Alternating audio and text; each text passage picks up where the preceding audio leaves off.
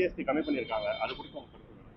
GST கம்மி பண்ணியிருக்காங்க, இந்த மக்களுக்காக தான் கம்மி பண்ணியிருக்காங்க. இது மக்கள் புரிஞ்சுக்கணும். எந்த அளவுக்கு 28% ஜிஎஸ்டி கிடையாது, அதுலேருந்து 18%, 12% இருக்கிறது 5%, 5% இருக்கிறது சுத்தமாக இல்லை. இப்போ நிறைய மெடிசன்ஸ்க்கு வந்து கிட்டத்தட்ட 330 மெடிசன்ஸ்க்கு உங்களுக்கு 0% ஜிஎஸ்டி இருக்குது.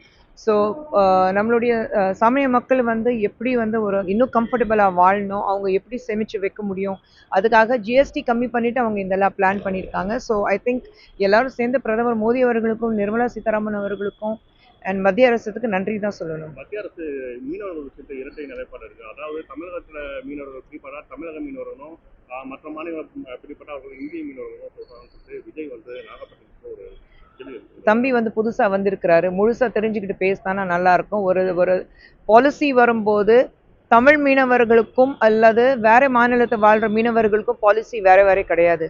இந்தியா முழுவதும் ஒரே சிங்கிள் பாலிசி தான் இருக்கு. அது எந்த பாலிசி இருந்தாலும் மத்திய அரசு ஒரு பாலிசி கொண்டு வந்தா அந்த ஸ்டேட் வைஸ் பாலிசி இல்லை.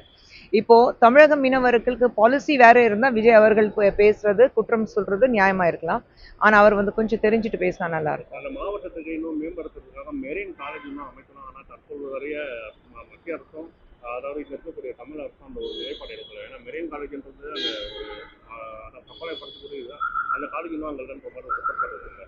இல்லையா, அது விஜய் அவர்கள் குற்றச்சாட்டுகள் வச்சுட்டே இருக்காரு. அவர் அரசியலுக்கு வரட்டும், அவர் மேல எத்தனை குற்றச்சாட்டுகள் வரும் அப்புறம் பார்ப்போம். இந்த இன்டர்வியூ விஜய் சார் பத்தி தான் இந்த இன்டர்வியூவா வரட்டும், போய் பேசுவோம்.